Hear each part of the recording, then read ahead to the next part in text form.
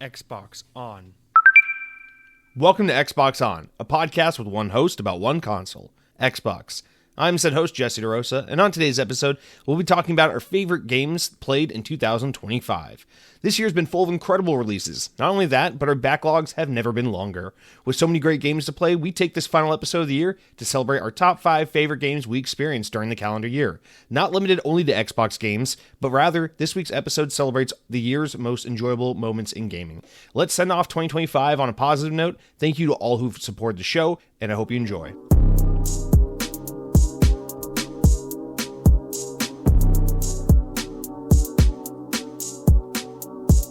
Well, would you look at this?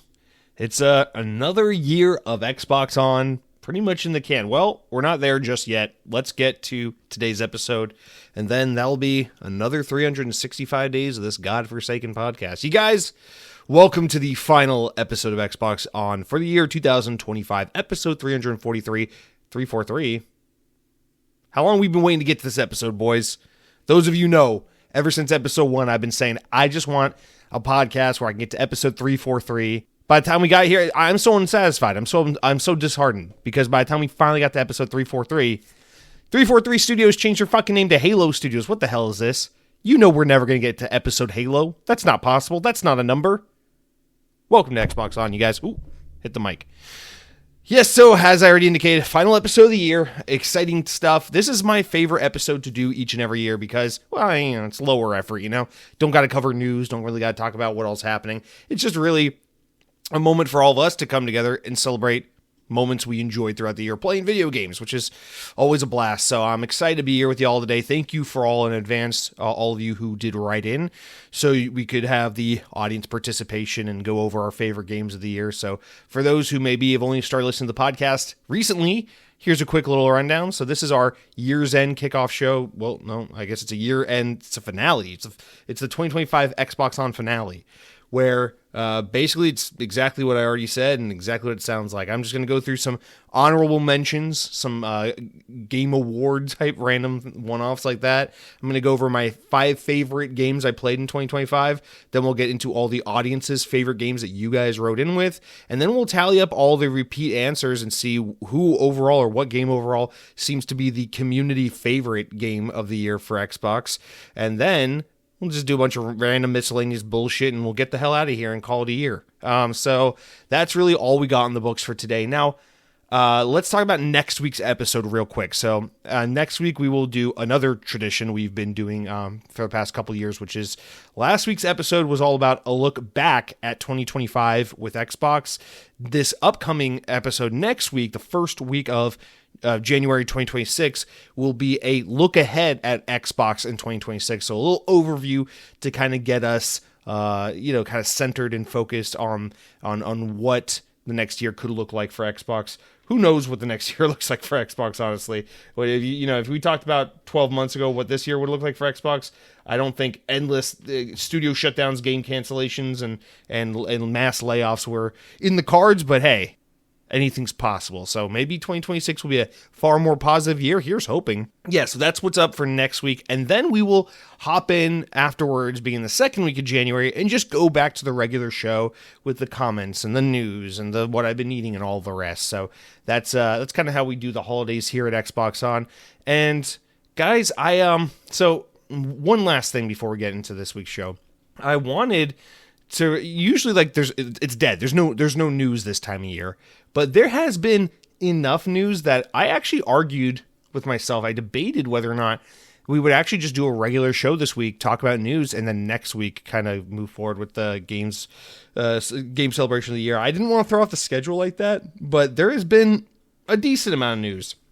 I ultimately decided, no, it's okay. Let a couple things trickle down, gather up, and then when we do our first news story in January, we'll just have a bunch of news to get through from all the stuff that happened in December, plus what happens, in a week or two from now. So that's what I ultimately decided on. But the biggest reason why I wrestled with this is because something really unfortunate, really sad and tragic happened just a couple of days ago as of the time I'm recording this. So I thought, well, at least we got to talk about this one thing. So I do I do want to start out this week's podcast going over one news story, but not in the sense of like not talk about it from the angle of news, but really just talk about it more as a tribute and a remembrance and reflection of something really sad that happened, which, you know, I'm sure at this point most of you probably already know.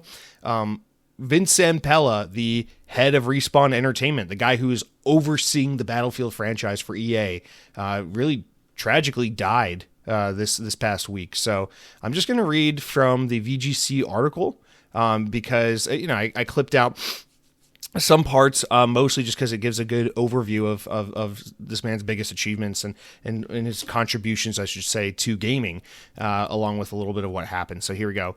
As reported by NBC Los Angeles, the former Infinity Ward co-founder and Call of Duty co-creator died in a car crash on Southern California's Angels Crest Highway. I believe it was Sunday, if I'm not mistaken. Zampella started his career as a graphic designer in the 1990s, eventually working for game companies like Atari and Sega, but his big break came at game developer 2015 Inc., where he was lead designer of the critically acclaimed Electronic Arts first-person shooter Medal of Honor Allied Assault. After it was released, Zampella co-founded a company called Infinity Ward with Grant Collier and Jason West, and signed a publishing agreement with competing publisher Activision with the aim of creating a first-person shooter that would surpass the Medal of Honor series that they had been directly affiliated with as, you know, an EA company or an EA developer. The result was the blockbuster Call of Duty franchise, which is obviously one of the most notable gaming franchise of all time to this day. And Zampella would continue with it to lead the Infinity Ward team as the studio released numerous entries in the series, of course culminating in his last Call of Duty entry, 2009's Modern Warfare 2, which is still probably regarded as the best Call of Duty of all time, pound for pound. Zampella's relationship with the series would last less than a full decade, however, and following his high-profile departure with Activision, which saw Zampella and West fired and denied bonuses on Modern Warfare 2, they formed Respawn Entertainment in 2010 as kind of their response. The studio would go on to then release Titanfall, Titanfall 2, Apex Legends, Star Wars Jedi Fallen Order, with former publisher Electronic Arts. So they go back to EA, start a new team, and just go right back to making fucking kick-ass games. Respawn is then acquired by EA in 2017, and Zampella took on leadership of another EA-owned studio, the LA arm of DICE, in 2020 before being chosen to oversee the entire Battlefield series in 2020, before then being chosen to oversee the entire series of Battlefield in 2021, following the disappointing release of Battlefield 2042. Of course, most recently, and to catch you up to modern day, the results of Zampella being put in charge of Battlefield was just a couple months ago, earlier this year, Battlefield 6 launched, reinvigorated the entire Battlefield franchise, and the game has sold a record-breaking 7 million copies within its first 3 days, making it the biggest launch in the series' history. So, Vince Zampella, I cannot really put into words right now just what a massive impact this man has had on not just EA, not just Activision, not just first-person shooters, but the gaming industry as a whole. And even though, obviously, Call of Duty is now an Xbox franchise by way of mass consolidation, but even though for the most part, none of these games or events or whatever that Zampella had worked on is directly like some kind of Xbox exclusive thing, there is so much Xbox history and DNA in this man's work. Just thinking about how Xbox is a very Western game brand that has built its identity on the types of games that Vince Zampella and his teams have created over the years. I mean, you think of Titanfall, you think of Xbox. You think of Call of Duty, you think of Xbox. You think of Battlefield. If you're not thinking about PC, you're thinking about Xbox. You think about Medal of Honor. Again, same thing. If you're not thinking about PC, you're thinking about Xbox. So, I mean, this is a guy who has had an absolute massive, probably one of the biggest impacts on the Xbox brand throughout his entire career. And of course, more broadly, just gaming as a whole, because these games have a huge impact on PC and PlayStation players, and then even Nintendo players and so on. But yeah, this guy has absolutely been considered a legend in the games industry. And it's one of those names. I would say Vince Zampella, it's kind of interesting because he wasn't a Hideo Kojima type figure where like he has that like, oh, he's so like artsy and he's got like that kind of like that like auteur, like savant kind of mind where it's like what's you never know what he's thinking, you never know what he's working on next, what's his mind up to, where are we gonna go from here, you know, because every game he makes is just Call of Duty, now it's Titanfall, and I guess what I'm trying to find a way to put into words is I feel like I actually respect and appreciate someone like Zampella even more than like a Hideo Kojima or something like that, because while his games were never like this is gonna be a mind fuck of like an artistic expression, his games were rather more like these are gonna be games that are so incredibly gameplay centered, and they're gonna be so well done in execution that every time our team puts our stamp on a product, you just know that is gonna equate to really, really incredible game with amazing gameplay that is fun and satisfying and addictive and just geared towards, you know, excellent player experience. Because I mean, you think specifically about some of this guy's biggest highlights, like some of the biggest games that he's directly got his name on: Battlefield 6, Titanfall 2, Modern Warfare 1 and 2. I mean, these are huge games. I mean, God, the only time this guy fucking did what am I trying to say? A battle royale was the only battle royale that I've ever felt like was really worth a damn, which is Apex Legends. I mean, this guy has his name all over some of the hottest names in gaming, some of the hottest titles and releases. And there's no denying that he and the teams he's worked with throughout the years have had a huge, profound impact on what it means to create these first-person shooter experiences, competitive shooters, excellent single-player campaigns, and just honestly really defined, outside of Halo, really anything this man has worked on, which obviously he didn't work on Halo, so anything that's not Halo that this guy has worked on has been pivotal really in creating the first-person shooter experience on home consoles, and of course on PC as well, but on home consoles, really. I mean, this is just an absolute legendary figure, huge implications and huge influence for the Xbox brand as a whole, but just more importantly, more widely, just his contributions to the gaming sphere. It's crazy. And he was in his 50s, early 50s. He's a young guy. He's not, I mean, this is fucking tragic, man. To lose your life in your 50s, that's way too young. And it's, you know, it's not like one of those, well, it's really sad, but we saw it coming. You know, he was battling for years. This is a freak car accident, you know? So it's just one of those sudden things where one of those deaths that kind of like shakes you up and reminds you of how fragile life is. You're like, shit, man, that could be anyone at any moment. You don't expect to open up your phone and just say, hey, the Titanfall guy is passed. It's like, whoa, what the fuck? So it's definitely a shock, and it's definitely a huge blow. And of course, you know, as always, when these kinds of things happen, the most important thing is you think about his family. I know he has kids, he has a wife. So you just hope that everyone left behind is able to, you know, heal and get through this incredibly difficult time.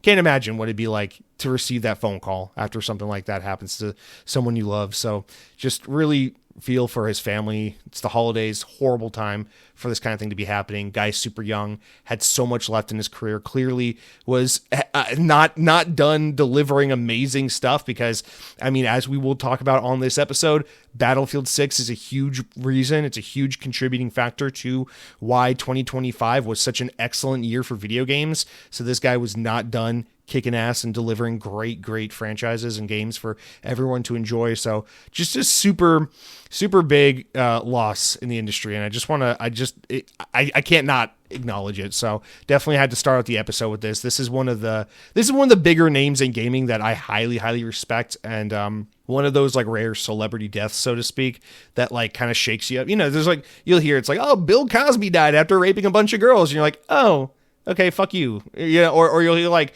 oh, the actor from this TV show you haven't thought of in 20 years, he died, and you're like, oh, that's sad. I'm sorry for his family. But this is one of those like, to me, this is one of those like Crocodile Hunter celebrity deaths where you're like, what? He's dead? Oh my, you know, and it's just hard. It was like, I heard that, and I was like, fuck. I was kind of had to stop and was beside myself a little bit, if I'm being honest with you, when I first saw this. So, I mean, it's just really sad shit. And more importantly than, all the games we're not going to get because he's not around, way more importantly than that, it's just sad that, you know, the world, when someone like this leaves, it's like, okay, the world is a little bit worse of a place now without this guy in it. So just want to give a major shout out of appreciation and respect to Vince Zampella. Nothing but the best for his family, of course, as they deal with this hardship. And yeah, thank you for everything. I mean, dude, fucking Titanfall 1 and 2. I know people always talk about Titanfall 2. Titanfall 1 and 2 are two of my absolute favorite first-person shooters of all time. Of course, Call of Duty, one of my favorite video game franchises. I still play every fucking year. It's all thanks to you and your team. And then I love Battlefield, and I love Battlefield 6, and I loved Apex Legends for a brief while there, and all the rest. So clearly this guy's had a huge contribution to the video games of my lifetime that I've enjoyed playing. So thank you so much, and rest in peace, Mr. Vince Zampella. Mr. Maug wrote in here, and I just might as well read it just out of respect for our community as well. Mr. Maug writes in, we lost two good people, Jesse. Lamar Wilson and now Vince Zampella. So another thing worth mentioning. Yeah, I'm sorry not to be disrespectful. Lamar Wilson, he did also die this past week, which is very sad. I'm not going to disrespect this man's name and pretend like I knew well who this was. This is a guy, like, his face is iconic. That picture of him with the eyes, like, making the face. He's got the cappy hat from Mario Odyssey on. I know that image well. I know he is a media influencer, YouTuber, something like that, and he does a lot of Nintendo stuff in particular, but video game stuff in general. And yeah, I saw this as well. I saw that, not Linus Tech Tips, who is it? It's Austin Evans. I know he posted a video about it. He's, I guess, close friends, and I saw that as well. So that's also very sad. I just don't want to lie here and be like, oh yeah, Lamar Wilson, I knew who he was so well. I watched his content. I didn't. So I'm not gonna, feign, kind of bandwagon on a man's passing, but it is also very sad to see, and of course, same goes.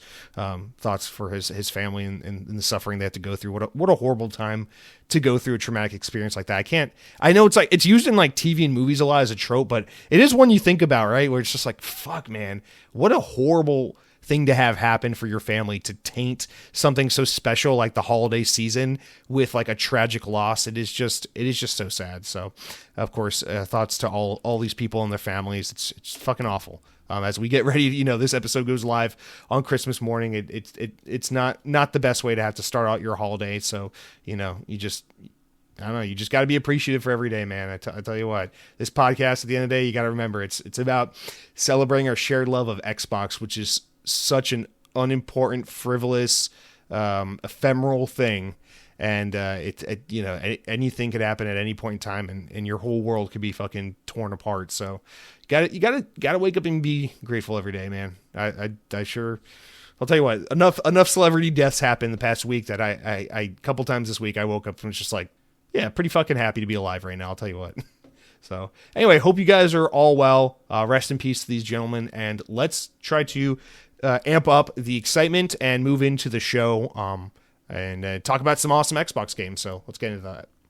All right, you guys. So let's start out, like I said, we're going to break it down in a couple of sections. Start out with what I would like to call the appetizer section. We're going to talk about actually just quickly overview the games I played this year. And then we'll do like some awards or honorable mentions. And then we'll talk about our favorite games of the year. So I was listening to last year's episode last year's version of this podcast, the 2024 best games, games played, whatever.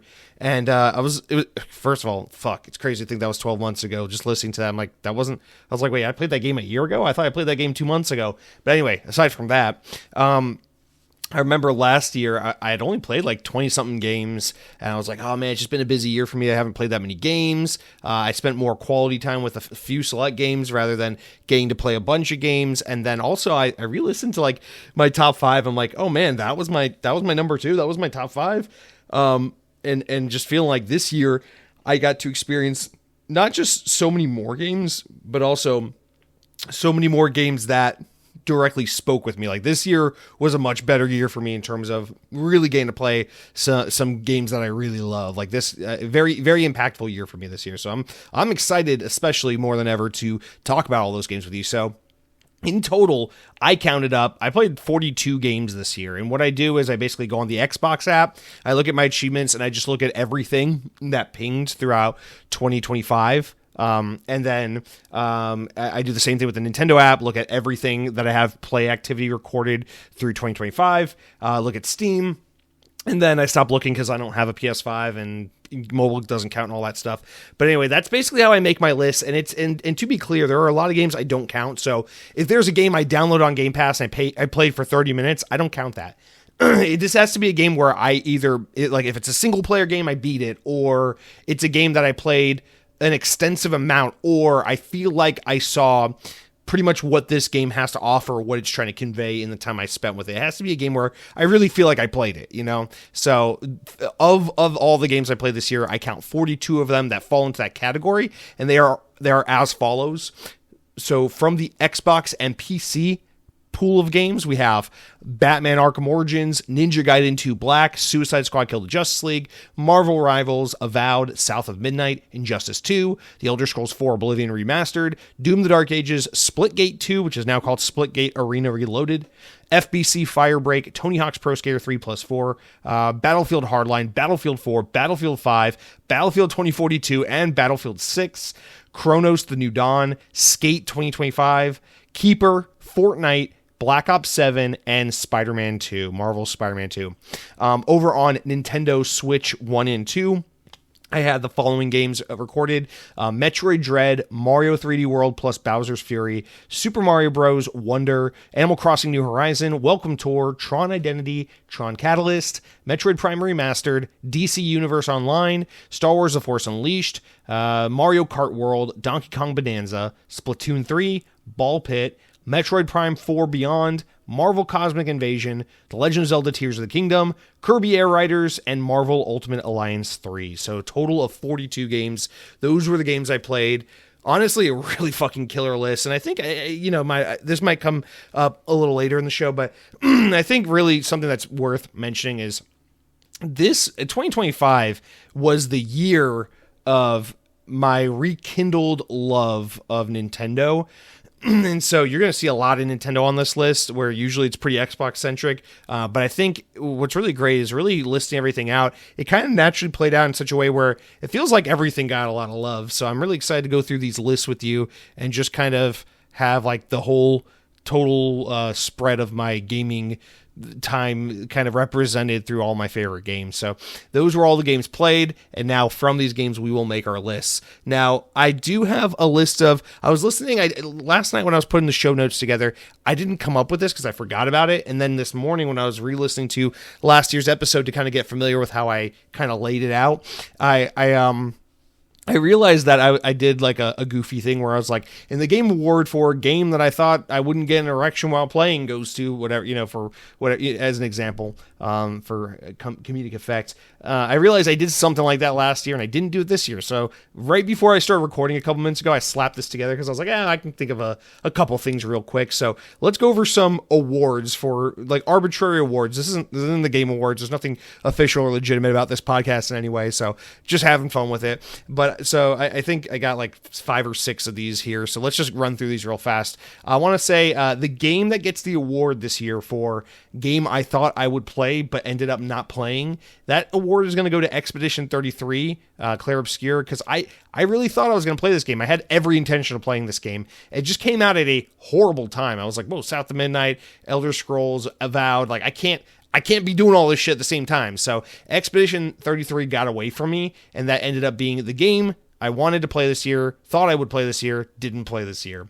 Next up, the game I had zero intentions of buying, but then ended up getting and loving. Honestly, this award could have gone to a handful of games, but in this case, it's going to go to Kirby Air Riders. And I just got to preface, Kirby Air Riders and Spider-Man 2 and Marvel Ultimate Alliance 3 are the games I've been playing the past 2 weeks, but last week I was out of town traveling, and this week we're doing this episode, so I haven't had the opportunity to talk about these games yet on the regular show, but we will talk about these quite a bit in the weeks ahead, because these are the games I've been playing.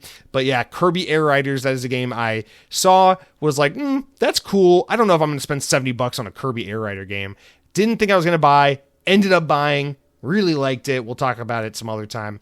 But the next one I have here is the game that was totally a great game, but the internet determined was a bad game due to mob mentality and dogmatic energy. So that award is going to go to Black Ops 7, congratulations. You are a great game that is getting totally shit on now. To be fair, you're a great game with a horrible campaign, but you're a great multiplayer and zombies game nonetheless. And so congratulations on that award. Next up is going to be the game that was technically a good game, but left me a little disappointed. And that award is going to go to Avowed. Very disappointed because going into 2025, Avowed was my number one most anticipated game.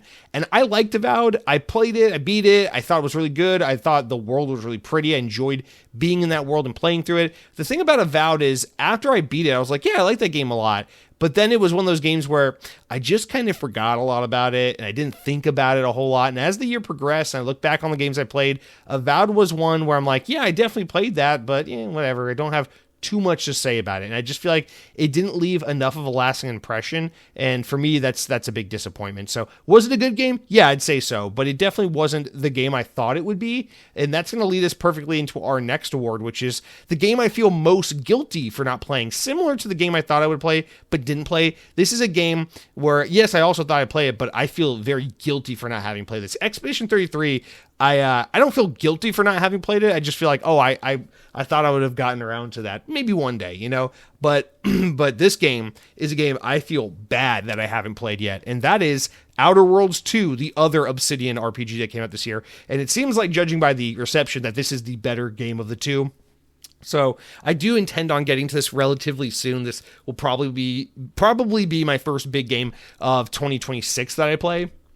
So that is a pending to be determined verdict on how that game is for me. And then the last one I have here is the most shameful game. This is the game I spent the most money on, that I feel the most shame for playing. Well, not that I spent the most money on, but a game that I spent money on, I spent time playing, and I'm the most ashamed to tell you, yes, I played this game this year. Yes, I spent my hard-earned money on this video game. And that award is going to go to Fortnite, because this year I bought... Let's see. My girlfriend got me a Sam Wilson Captain America skin. I bought a Marshmallow skin for Halloween. I think I bought another skin this year, I want to say, but it might just be those two. Let's see. I bought a couple songs. I bought an Anamanaguchi song. I bought I don't know. I got a couple songs in the game. Listen, the problem with Fortnite is the Switch 2 made it way too easy to play Fortnite, because Fortnite runs really well on Switch 2. And so it kind of just became really easy for my girlfriend to play Fortnite on the Xbox. And then I just sit next to her on the couch with my Switch 2 and I just join her and we play a little bit. And so I played more Fortnite this year than I've ever played.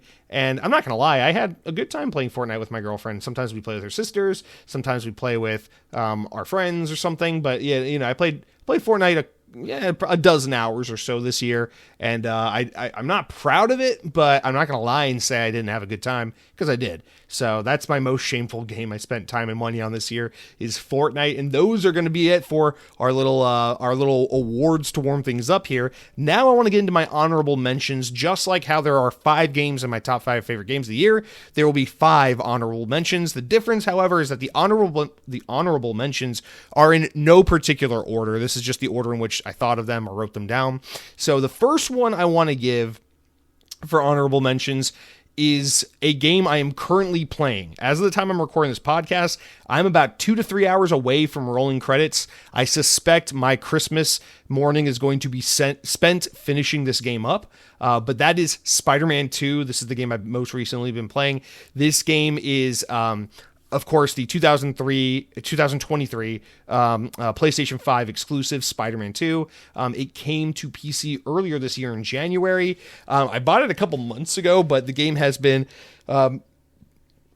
infamously horrible on PC with its optimization. And I will say, as someone who is finally getting to this game almost a full year since its PC launch, I gotta say, this game is horribly optimized. The optimization of this game is so terrible. I've never struggled to get a game to look and run well on my PC. This is the very first game to ever give me any trouble running a game. And I'm talking about, like, I can put this thing on low settings. It doesn't matter. I can tweak and modify every fucking setting. This game runs like doggy doo-doo. And it is absolutely the fault of Nixxes and Sony and, the port team Nixxes and the publisher Sony, and not the fault of my hardware. Because you can go online and see everyone struggles getting this game to look and run well on their PC. So that's a huge unfortunate downside, because the other half of the story is that Spider-Man 2 is a phenomenal game. I like it a lot. I'm really, really loving it. I like it more than Miles Morales. I like it more than Spider-Man 1. I think it is a really good sequel. I do have a couple nitpicks and criticisms about certain things in the game. We'll talk about more when we get to what I've been playing in future episodes, because this is the game that is most on my mind right now. It's the game I'm most spending time with and really thinking about. But Spider-Man 2 is a game I'm really, really, really loving, despite its performance issues. And this game ends up slotting just like how Indiana Jones and the Great Circle did last year, where Indiana Jones and the Great Circle was a game that I was in the middle of playing when we did this episode. And I just felt like, this is a game I'm 100% going to finish. This is a game I'm loving. I'm going to see the credits. I'm going to get through it. I just feel like it would be wrong for me to include it on my top 5 list without having properly beaten it. So just by way of it being a thing that the timing didn't work out, I feel like I can't add this to my top 5. But I can put it as an honorable mention. However, if I had beaten this game, if this is a game that I already had in the rear view, it'd probably be on my top 5. I like it that much. And I'm in the final 3 hours or so of the game. I don't want it to feel like recency bias or anything like that. So I feel like I'd feel more comfortable with it if it was a game that I'd already beaten and sat with a little bit. But yeah, Spider-Man 2, very, very excellent game. Definitely gets an honorable mention. Next up, Donkey Kong Bonanza. Now, this is a game I fully expected would be top 2 favorite games of the year. I mean, it is the latest game from the 3D Mario team, the people that make Mario Odyssey, the people that make Mario Galaxy, etc., etc. I really thought this was going to be probably my favorite game of the year, just because my favorite games of all time are 3D Mario games. I love Halo, I love Mario, I love Sonic. Like, these are my favorite games. But Donkey Kong Bonanza is a, let me be clear, is a fucking excellent game. I love Donkey Kong Bonanza. I actually think I like it more than Mario Odyssey, looking back on it. However, just like Mario Odyssey, it's like, wow, this is such a great game. It doesn't top my favorite Mario games of all time. It doesn't top Mario Galaxy. It doesn't top Mario Sunshine. It is really, really, really good. It is an excellent launch era game for the Nintendo Switch 2. I cannot recommend it enough. But I'll be honest, it took me a couple months to finish it. It wasn't one of those games. Let me put it this way. There are a handful of games, Spider-Man 2 we just talked about being one of them, where I started playing the game and then I couldn't put it down. I couldn't stop thinking about it. I couldn't stop wanting to play it. I just kept going and going and going. And Donkey Kong Bonanza is not one of those games. I thought it would be, but it wasn't. Maybe it was just a timing situation. I don't know.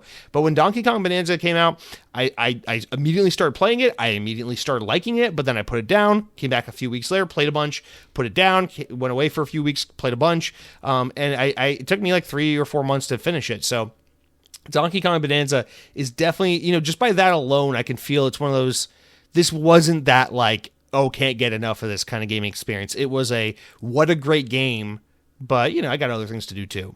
And so for that reason, really, really strong contender, but definitely just in such a competitive year, ends up being an honorable mention and not a top 5 for me. Next up is Super Mario Wonder. Now, this is a game from 2023 that I actually had every intention on playing this on Switch 1 back when it first came out, but it just came out around the time I was moving into my house, and it was just very, very busy, and I was not able to do it all. So I ended up putting this off. So here I am playing it, I guess, a year and a half after it came out, and oh boy, this game is so special. This game takes all the kind of tired, boring sameness of recent 2D Mario games, flips on its head and really reinvents the wheel. Mario Wonder is such an excellent, creative, thoughtful 2D platformer. I absolutely adored it from start to finish. And again, this is another one of those, like, if this was in the running for last year, oh boy, this would have been a top 5 game easily. But it was just such a competitive year for me that it ends up making an honorable mention list. But this would be like, if this was like my top 6 or 7 favorite games of the year, this would probably be number 6. Like, this is a very, very close contender. I really, really loved Super Mario Wonder, so huge shout out to that game. Then next up we had South of Midnight. So South of Midnight is another game I really thought would be on my top 5, but again, broken record here, very competitive year. South of Midnight is a really good game that I absolutely adore for its art style, its creativity, its story, its characters, its world building. But if I'm just being critically honest, for as much as I adore this game for its unique elements and the things it gets right, as a game, it's really fun. I actually really enjoy the gameplay, but it is just too basic and standard and rudimentary for it to stand out among some of the games we're about to talk about, which are like a cut above the rest. These are games that I consider to be exceptional. And so, the problem with South of Midnight is if we were ranking these games based on games that gave me the best vibes, that I thought looked and felt the best, that were just the most original in concept and idea, South of Midnight would be a top 3 pick for me. But I'm just, it's supposed to be the games that we had the most fun playing, the most memorable experiences. And even though South of Midnight is a game that has stuck with me, I played it earlier in the year and I've thought about it consistently throughout the entire year. It's one of those games I don't think about and go like, man, I want to replay that. That was so good. I think about it more like, wow, that was such a great experience. I'm really glad I played that. Whereas a lot of the games we're about to talk about are games where like I could see myself going back and replaying. Like, that's a fun game. I want to go do it again.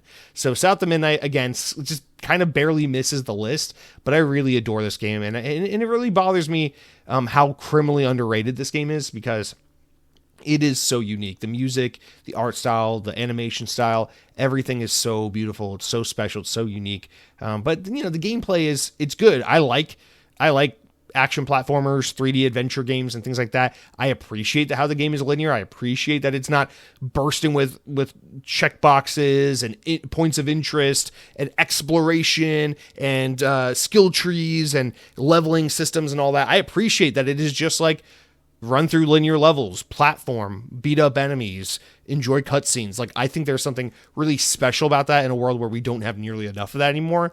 And so I don't mean to hold it against the game. I just feel like its gameplay is really serviceable, but nothing exceptional. And if the gameplay feel could rise up to the level of the game's art direction, story, and characters and everything, and music, then I think you'd have an impeccable game. And South of Midnight just isn't there. It's a 7 out of 10 for me, but it's a really strong, really beloved and memorable 7 out of 10. So there we go for South of Midnight. And then the last honorable mention is actually not a video game. It's more of an overall thing that happened with video games for me, which is, I guess if you want to make it a thing, like a release date or an item or something, it would be the Nintendo Switch 2.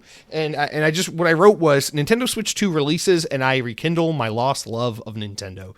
So the Nintendo Switch 2, 2025 was a really special year for me with Nintendo, because I have basically in all the time I've lived in Florida kind of fallen out of love with Nintendo. I was a Nintendo fanboy. Like, I was equally like Xbox and Nintendo pretty much all my life. And then around the time I moved to Florida in 2019-ish, I kind of fell off the Nintendo bandwagon, because I'll be honest, as someone who really loved and championed the Wii U rather, the Switch was a little disappointing after the honeymoon period wore off, because it was like, wow, we're really just getting all the games from the Wii U ported over to this. We're not getting anything special. Plus, I thought the hardware felt cheap and crappy, and like it didn't feel as good to play. And I fell out of love with it a little bit. And then I was kind of having like a romance renaissance feeling with Xbox at the time, so it was just kind of easy to just put one down and focus on the other.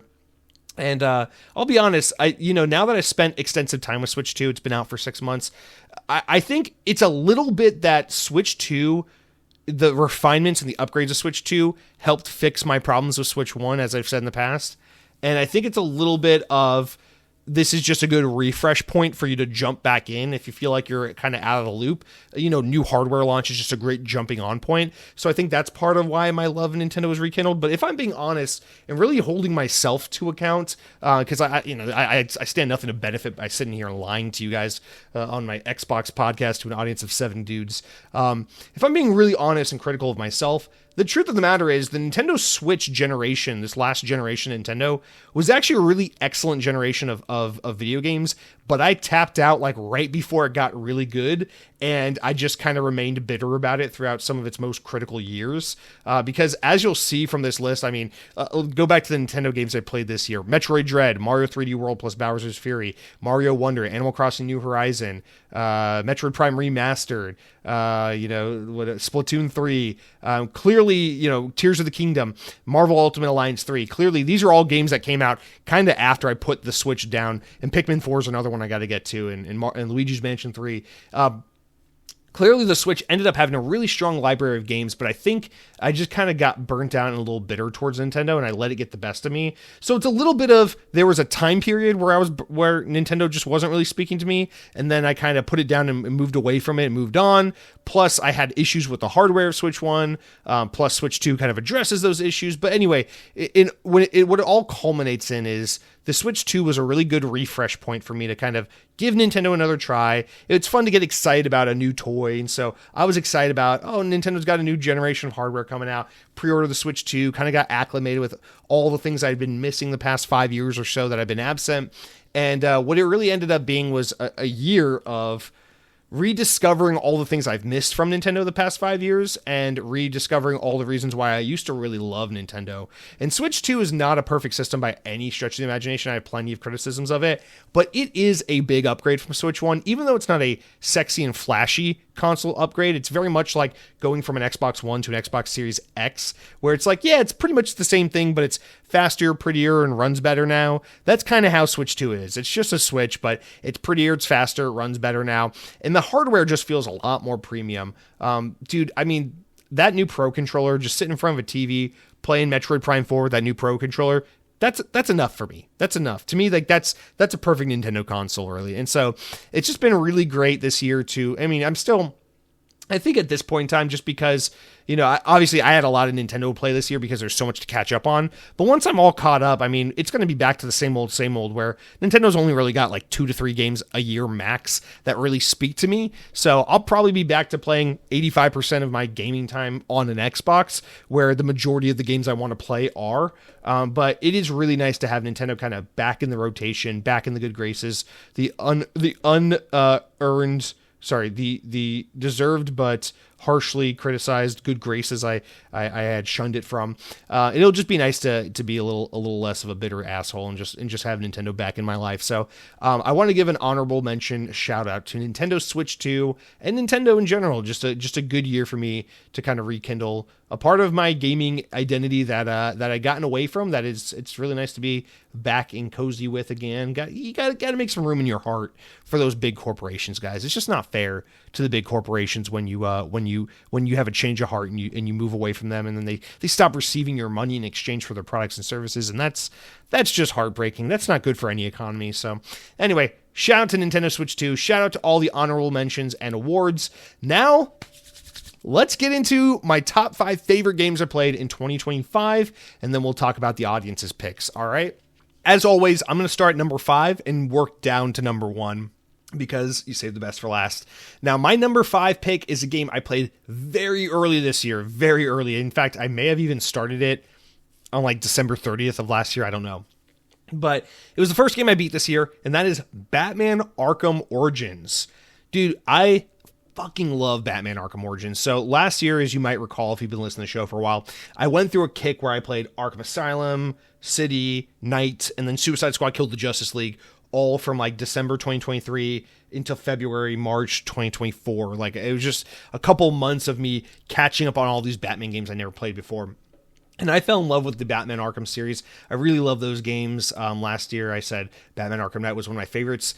I have a really hot take, very on brand for me. I promise I'm not trying to be cool. I'm not trying to be like counterculture just for the attention. This is just honestly how I feel. I'm just a stupid, broken person, excuse me. But the truth of the matter is, Batman Arkham Origins, which was the last one in the series I had yet to play, which is the not the most hated, but like the least favorite of the Batman Arkham series, because it's a spin-off. It's made by WB Montreal. It wasn't made by Rocksteady. It came out in like 2013 and just kind of was like off there to the side, and a lot of people loved it and a lot of people played it, but it wasn't a main entry and it never got remastered or reported, so it's kind of abandoned on old hardware. There's a couple things about this game, and it's not that it's hated. In fact, I think history's been kind to this game. People have really come around to it over the years, but of course, in typical Jesse fashion, my favorite game in the Batman Arkham series is Batman Arkham Origins. Now, I wasn't expecting this. I was expecting it to be good. In fact,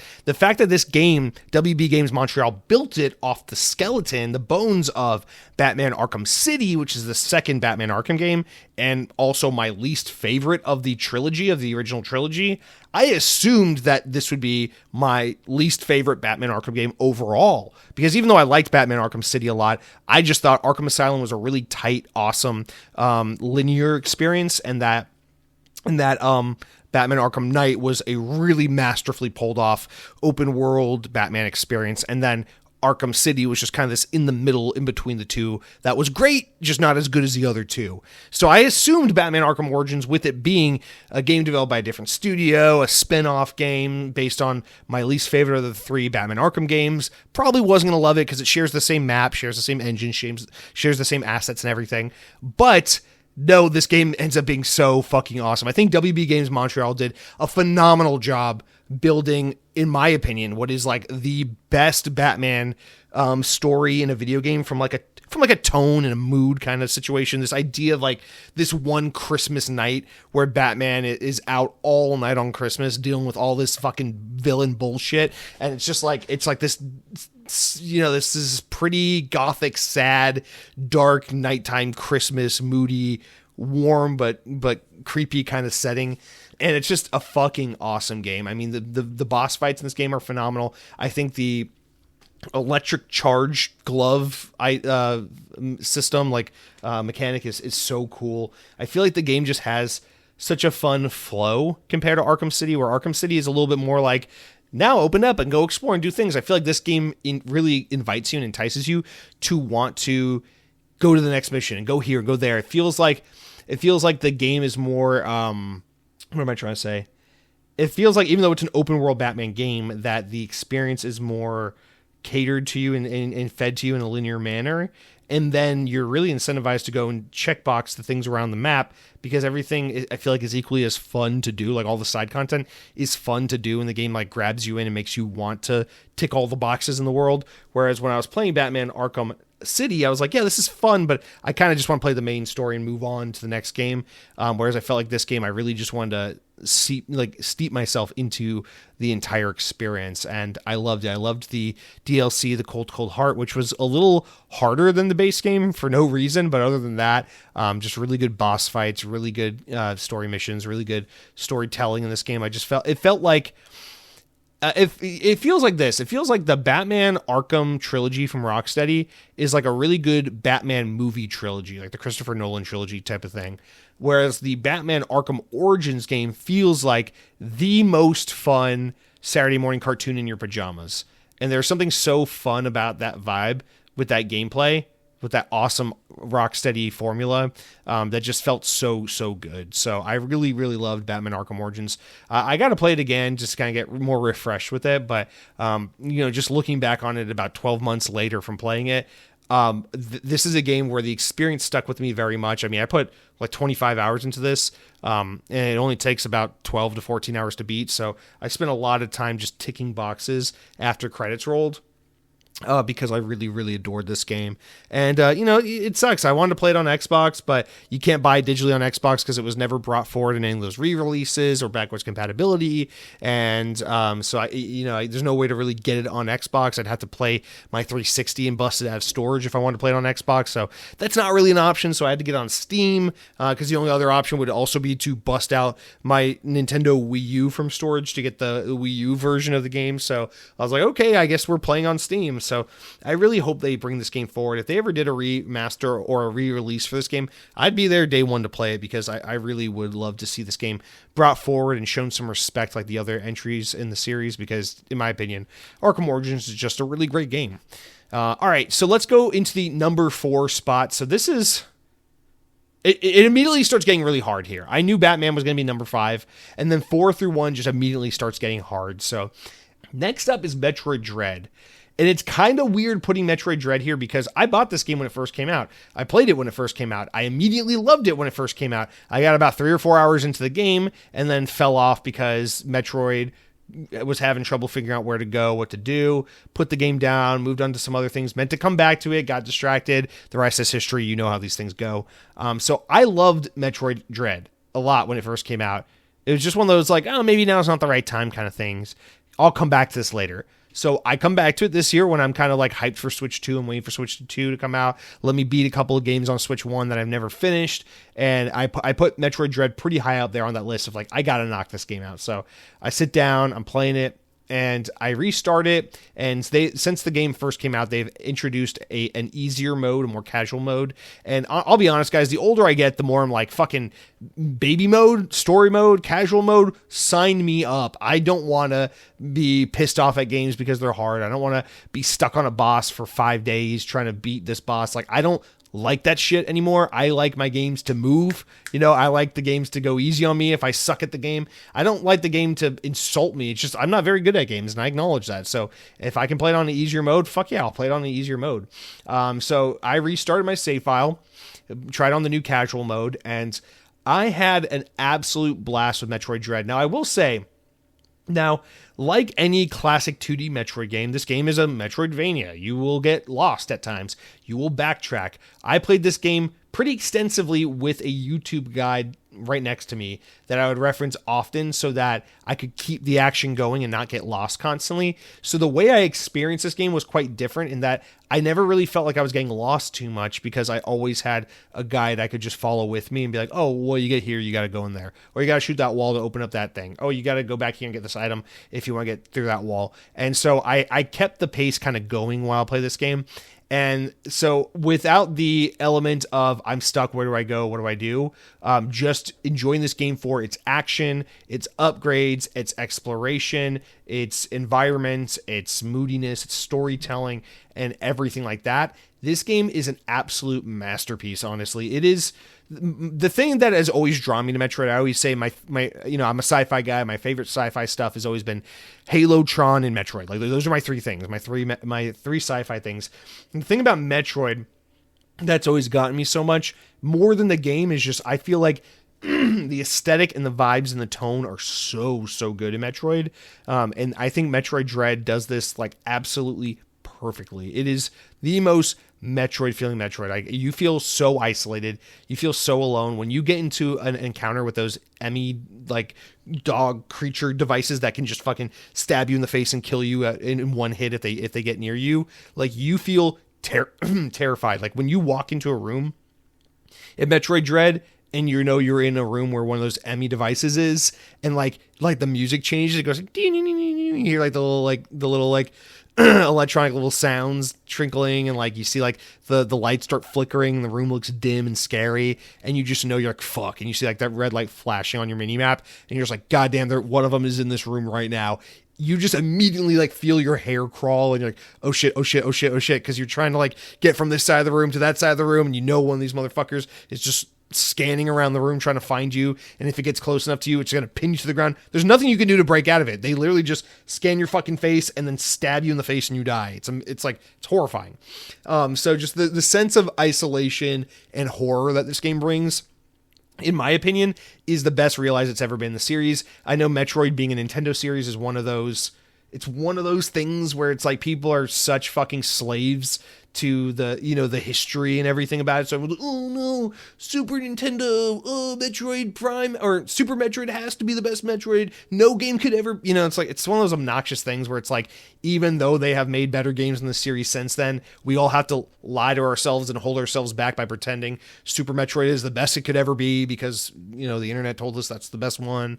I love Super Metroid. I adore Super Metroid, but I think Metroid Fusion is a better Metroid game. And now I think Metroid Dread is a better Metroid game. So Metroid Dread, in my opinion, the absolute pinnacle of Metroid in terms of capturing that horror, that isolation, that fear, that dread, no pun intended, that the series is so well known for. I think this game is the best at doing it. So what an absolute feat. And honestly, awesome to see that a sequel to a game from 1994 can be an improvement, and that we don't have to always hold ourselves back by pretending something from the past is better. Sometimes it's okay for things to get better with time. And Metroid Dread is a game that improves on the Metroid formula. So if you love classic Metroid, I don't know if it gets any better than Metroid Dread. That game is so badass. The last boss is so good. The ending of that game is so fucking badass. In fact, the ending of this game is so badass that after I beat it, I went back every night for the next couple of nights and just loaded up my save file, went back to the end of the game,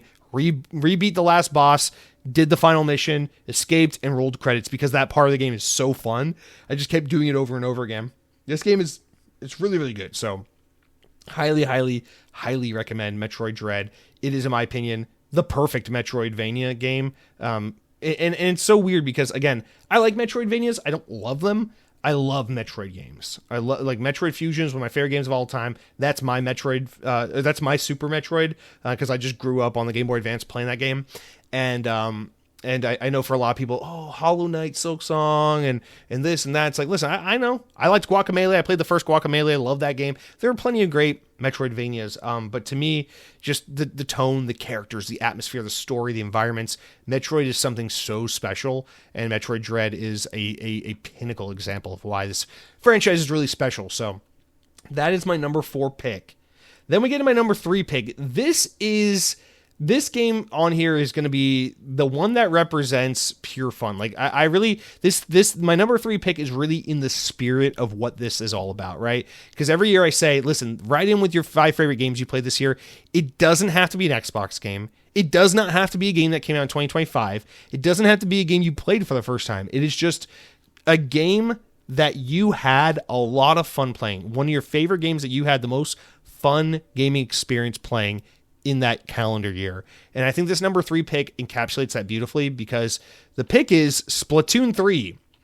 And Splatoon 3 is a game I bought when it first came out in 2022, 21, 22, 21. I bought it when it first came out and I played it and I loved it and I played a bunch of multiplayer and I played half the campaign and didn't beat it, but I really liked this game. And I played a lot of it like I did with Splatoon 2, and I played a lot of that like I did Splatoon 1. I love Splatoon. It's in my opinion, it is one of Nintendo's top 3 greatest franchises. I think it's super cool that, in 2015 when the first one came out, they were able to add a new staple franchise to their lineup of iconic characters after years and years and years of pretty much just resting on the laurels of like Zelda, Kirby, Mario, Donkey Kong, whatever. So I love Splatoon so much.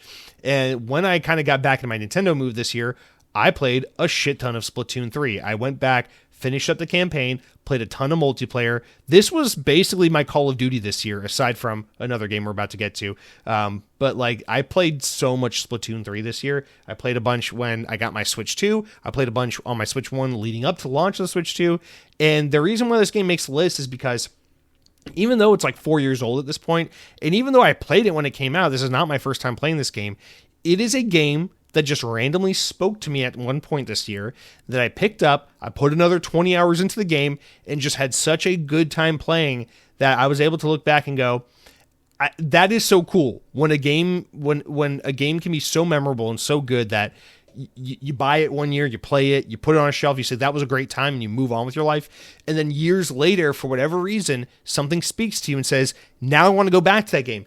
Pick it back up, dust it off, put it back in my console, play it for another fucking 20 hours, and have a great time as if it was a game I just went out and purchased and was playing for the first time. I think it's really special when a game can make you do that, especially in an environment where there are so many games coming out all the time. Our backlogs are so fucking full. For a game to then, we all feel that pressure constantly of like, I want to move on to this game. Now I got to move on to this game. I got to play that game. Don't want to forget about that game. For a game to say, whoa. I know you got a million games you want to play right now, but you're going to actually go back to me because I'm such a good experience that you want that right now. So for a game to have that kind of pull and that kind of attraction for me is a real testament to what a good game it is. And that's how I feel with Splatoon 3, as I have with really every Splatoon, but this one is the best one yet. And I just really love that. Dude, first of all, they're still supporting this game after all these years. Like, they still do Splatfest and special events and content releases for this game, even though it's years old at this point, which is awesome. And I don't know, man. Splatoon is just, it's like, for me on Nintendo, it's always going to be like Metroid, Mario, Splatoon, Pikmin. Like, these are my favorite Nintendo IP. And Splatoon is the one with the most staying power or I should say the most replayability, because just by way of it being a multiplayer competitive shooter game. I mean, this is like, it's nothing like a Halo or a Call of Duty, but it is Nintendo's IP that is most like a Halo or a Call of Duty, because it is a multiplayer competitive experience that you want to come back and play again and again and again. And Nintendo doesn't really have any core first party IP that really do that. And so Splatoon really stands out as something special, that it kind of scratches this almost Xbox itch, but looks and feels undoubtedly, authentically very Nintendo. And so I just love Splatoon. I think its music is incredible. Its art style is hilarious and fun. And it's just, I mean, we talked about South of Midnight. You want to talk about a game series that is so one of a kind, so unique, so standout, nothing like it. I mean, Splatoon is one of those video game IP. It's so unique. There's nothing like it out there. And 10 years, 2025 marks the 10-year anniversary of the franchise, and I still fucking love Splatoon. So shout out to number 3. It's a great game. And that's going to be my number 3 pick of the year. All right, guys, let's move into our number 2 game. This game was actually almost my number 1, but a couple things held it back from being my number 1. But my number 2 pick is Battlefield 6. Now, this is a game that, if I was giving out more awards, this is the game that really redefined what this year would be about for me in games. When I was going into 2025, I was like, I really want to play a Val this year. And I knew, there were rumors of a Battlefield 6 was probably coming out the next year or whatever. And I was very much like, yeah, whatever. I Battlefield's cool. Sometimes I want to play it. And then I kind of fall off it. It just doesn't do it for me like Call of Duty. 2025 is a different story. I mean, we got Black Ops 7, which is a really great multiplayer experience, but it's nowhere to be found on my top 5 list. I'll just, spoiler alert, it's not my number 1. Battlefield is absolutely replacing Call of Duty this year for me, and Call of Duty does end up on this list for me pretty often, almost every year. There's a Call of Duty on this list. But this year, Battlefield is absolutely taking the place of Call of Duty on my top 5 favorite games I played this year. Battlefield 6, what more can I say about it at this point? I've just yapped and yapped and yapped about this game throughout the entire year, and I just absolutely adore this game, man.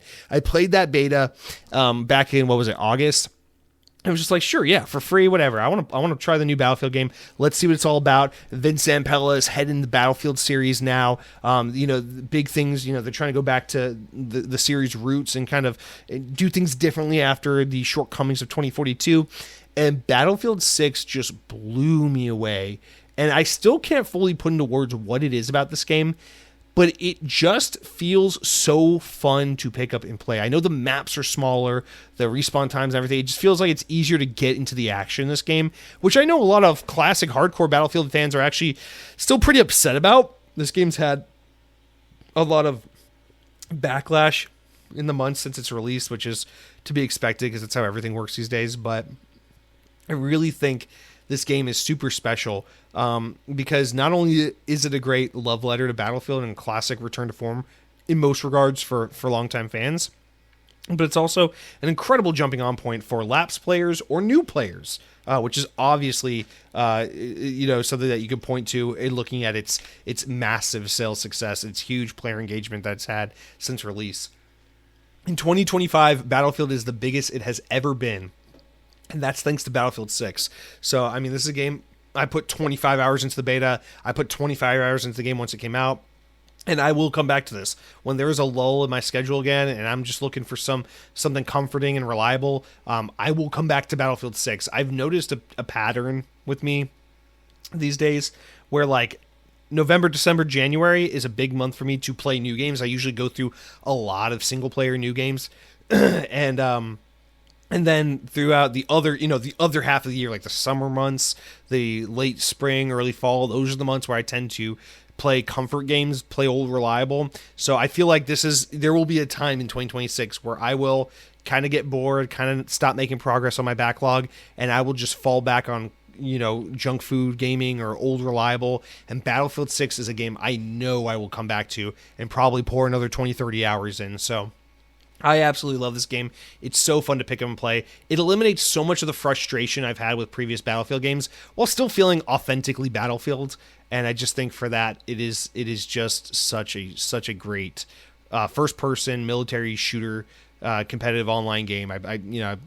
My PC has gotten more attention with video games this year than it really ever has before, and a huge part of that is Battlefield. So can't wait to get back to this. Absolutely loving it. This is a game I will be playing long beyond 2025. And special shout out to Battlefield 6 and to all the success that everyone who worked on this game has had. It's cool to see Battlefield kind of have their moment in the sun, even if they are about to become fucking owned by the Saudi government. Fuck that, you know? All right, guys, and that's going to take us to our number one, or my number one game I played this year. I bet some of you can already tell where I'm going with this, but without further ado, let's just go ahead and round it out. My number one favorite game I played in 2025 is Metroid Prime 4 for the Nintendo Switch 2. Metroid Prime 4, I think this is a controversial pick. So let me say this.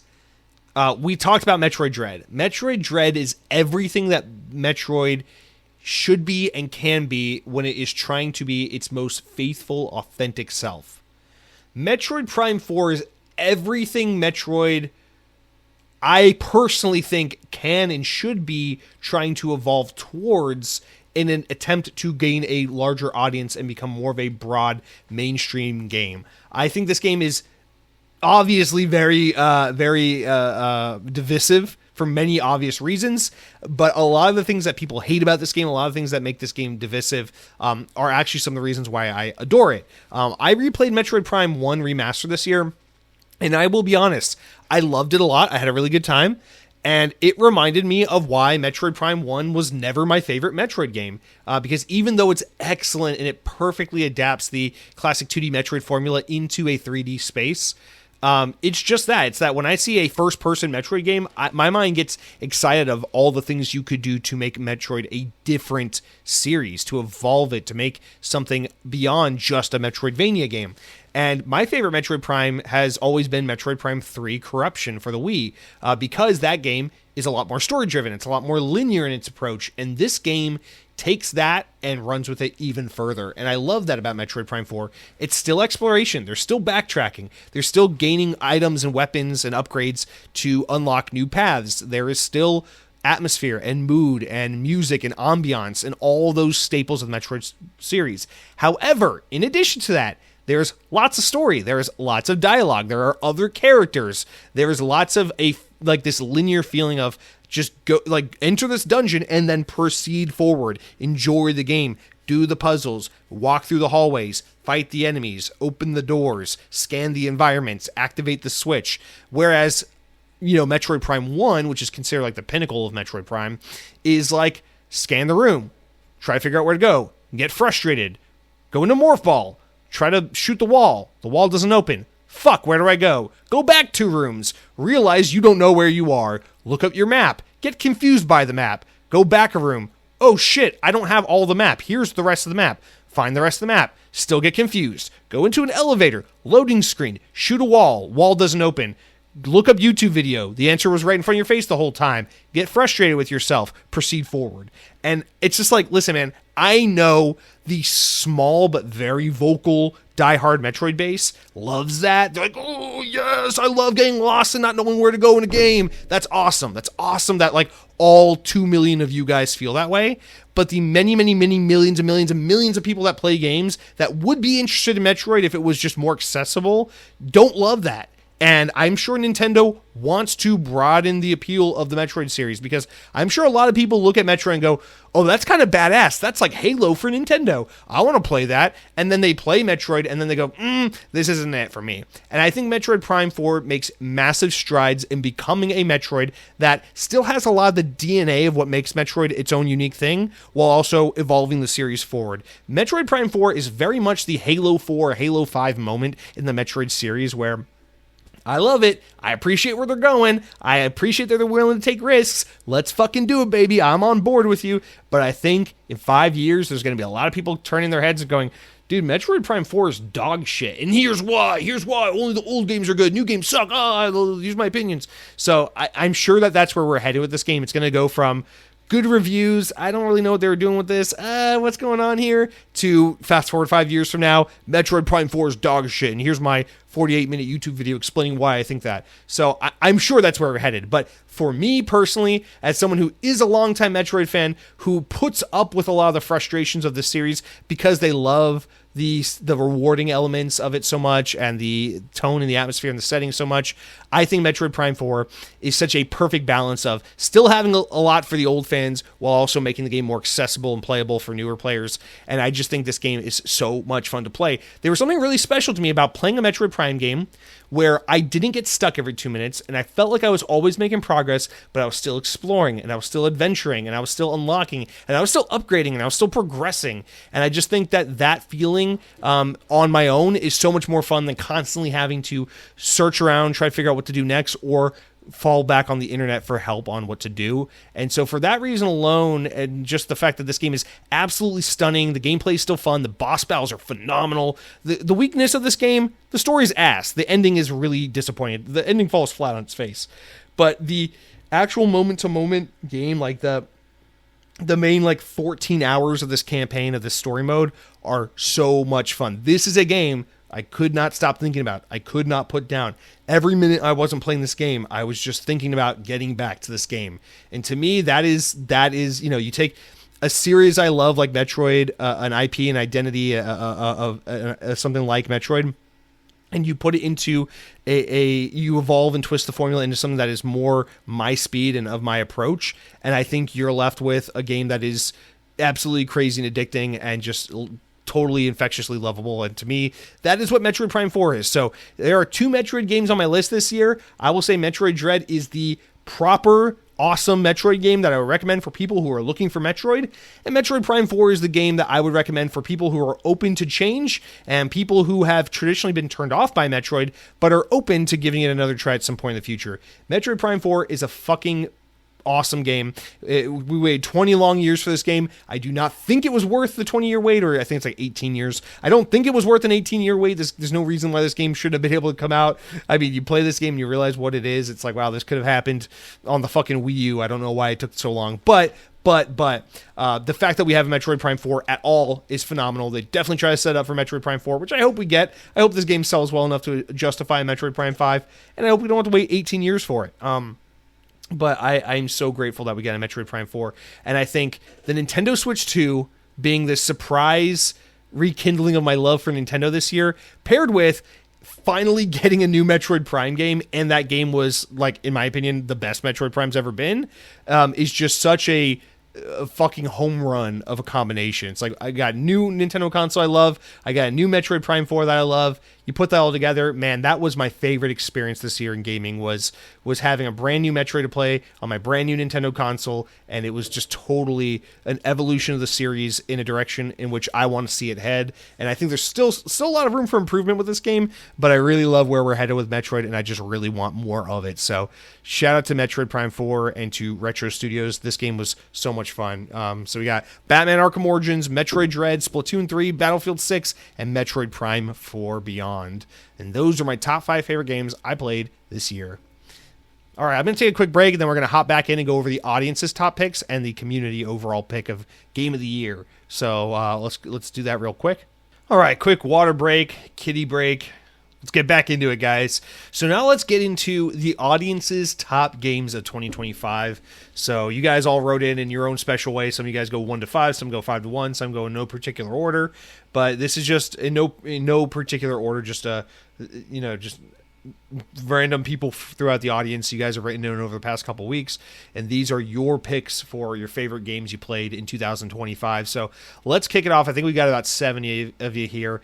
ERNC05 writes in and says, my top 5 games played this year in no specific order: Spider-Man 2, Madden 26, NBA 2K26, Super Mario Wonder, and Mario Kart World. Dude, I find this weird. What are the odds that 3 of your 5 games are on my list, and all 3 of or not on my list, but are on my list of games I played this year? And of those 3 games, they're all not Xbox games. That's very weird and coincidental, but awesome to see nonetheless, man. not much of a sports guy, so I can't speak to the Madden and the NBA 2K26. I am curious to know, and feel free to write in and follow up. Is that because this year those games were particularly exceptional, or are you just a big football and basketball guy and you play these games every year, and so you just had a good year playing them because these are your games that you play every year? I'd be curious to know. But yeah, man, Spider-Man 2, I can totally vouch for that as well. Wonder if you played it on PC this year like I did, because it's available on PC now. It's so fucking good, dude. It's so good. And Mario Wonder, again, it would have been one of my very top picks if it weren't for the fact that it's just very crowded year for me. But man, I really agree with a lot of what you're saying here, because these are some excellent games. Mario Kart World, very interesting pick. I played Mario Kart World this year. Obviously, I liked it a lot. Very big Switch 2 game. But man, I'll be honest, man. This game, it's good. I don't dislike it at all. But for some reason, I fell off it fast. I didn't feel compelled to stick with it. But I know it's Mario Kart. It's a game you're going to play for the next 10 years, I know. If I ever have someone over at my house, God forbid, we'll probably play Mario Kart, and it's a game I'll come back to from time to time for a little bit here, a little bit there, kind of like I do with Forza. So I know it's a good game all around. Just I'm used to getting sucked into Mario Kart a little more than I did this time around, so it's kind of weird, but really solid list. I appreciate you writing in, and I hope you've had an excellent 2025 and an even better 2026 ahead, sir. So thank you for writing in. Next up, Tim R. writes in. The R stands for ridiculously handsome, because you would not believe how good looking this man is from a facial perspective. And he says, my top 5 games of the year are, and he goes 1 to 5 and starts off with his number 1 being Gloomhaven. I don't even know what that is. Number 2, Contra, Operation Gulag, Galuga. Nope. Operation Galuga. Number 3, Stardew Valley. Number 4, Star Wars Knights of the Old Republic 2, The Sith Lords. And number 5, Monster Train 2. This is a list I cannot relate to at all, which is pretty cool. I love this. I love this shit so much, because there's so much stuff to play out there. It's cool to know that you guys are having your own completely different experiences, playing completely different games that are resonating with you and speaking to you, while I'm over here playing my separate games. And that's what's awesome about video games. We can all come together, talk about the news, bond, and get together over this stuff, and then go our separate ways and play entirely different games and have completely different experiences. Now, I do have to look up what Gloomhaven is, because I know nothing about this game. It is a 2017 published cooperative board game for 1 to 4 players. Well, that's why I don't know shit about it. Wait, this isn't even a video game. This is an actual board game? Nope. Ignore me. I'm a fucking idiot. The Wikipedia article takes you to the board game. There is a video game. Here it is. It was released in 2021. It was brought to Xbox in September 2023. It is a tactical role-playing game published by Asmodee. I know Cronky always gets on me for how I say that. Published by them and developed by Flaming Fowl Studio. Interesting. I'm not going to claim to know a single thing about this game whatsoever, because I just don't know what the fuck it is. But that is pretty cool, and I love that we're all having, again, different experiences and with different things that resonate with us. Now, Contra, is that the one that came out most recently? I know they had one in the past year or two. I wonder if it's that one. And then Stardew Valley, a very beloved game. I was playing some Animal Crossing this year, which is the closest thing I played to any of these games. So, Tim R., thank you for writing in. Again, hope you have a great 2026, and thank you for all your support this year. It means a lot to me.